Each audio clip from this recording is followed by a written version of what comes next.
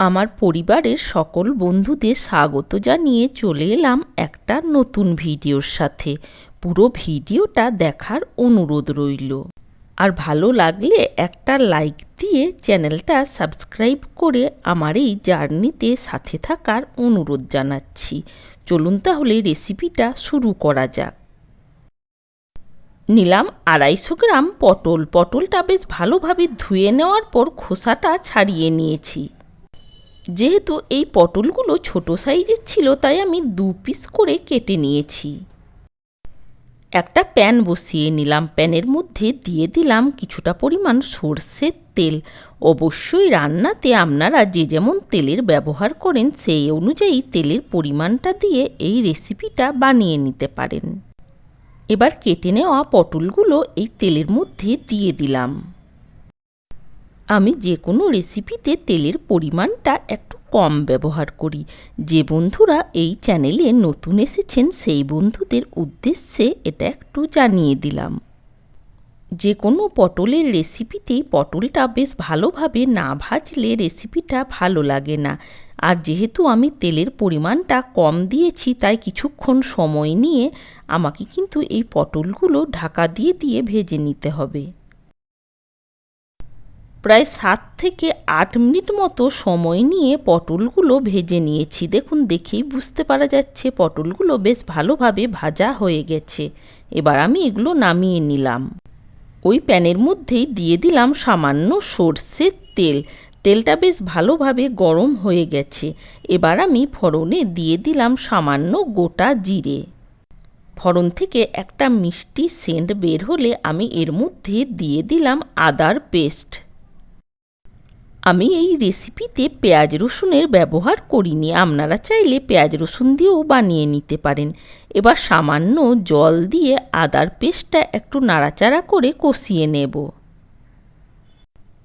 এবার আমি এর মধ্যে দিয়ে দিলাম সামান্য লঙ্কার গুঁড়ো, তারপর দিলাম সামান্য জিরে গুঁড়ো আর দিয়ে দিলাম সামান্য ধনে গুঁড়ো। এবার আমি এর মধ্যে দিয়ে দেব সামান্য হলুদের গুঁড়ো, দিয়ে মশলা বেশ ভালোভাবে একটু কষিয়ে নেব।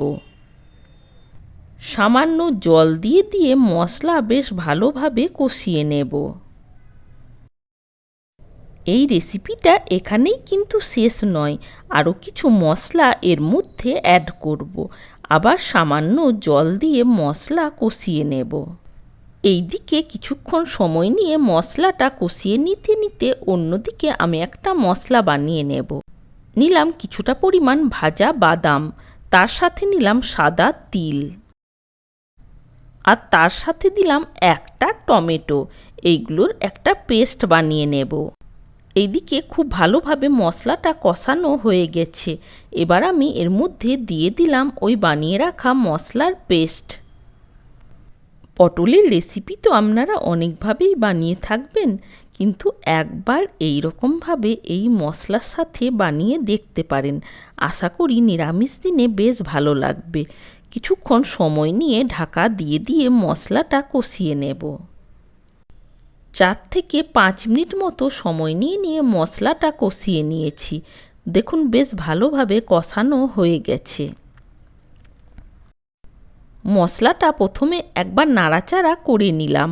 এবার আমি এর মধ্যে দিয়ে দেব ওই ভেজে নেওয়া পটল। আমি এই রেসিপির মধ্যে আলুর ব্যবহার করিনি, আপনারা চাইলে আলুও দিতে পারেন। মশলার সাথে পটলটা বেশ ভালোভাবে একটু সময় নিয়ে কষিয়ে নেব। এবার আমি এই পটলের মধ্যে দিয়ে দিলাম পরিমাণ মতো লবণ, তার সাথে দিয়ে দিলাম সামান্য কসুরি মেথি। এবার মশলার সাথে পটলটাও একটু নাড়াচাড়া করে কষিয়ে নেব।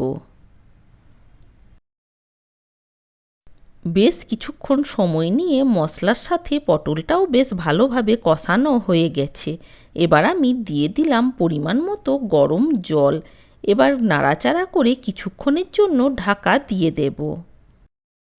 যেহেতু পটলটা ভাজার সময় অনেকটাই নরম হয়ে আছে, তাই খুব বেশি সময় নিয়ে এটা সেদ্ধ করার দরকার নেই। দেখুন, তৈরি হয়ে গেছে। এবার এর মধ্যে আমি আরও একটা মশলা দিয়ে দেব। সামান্য 5 ফোড়ন ভেজে আমি গুঁড়ো করে নিয়েছিলাম, ওই মশলাটা এর মধ্যে দিয়ে দিলাম।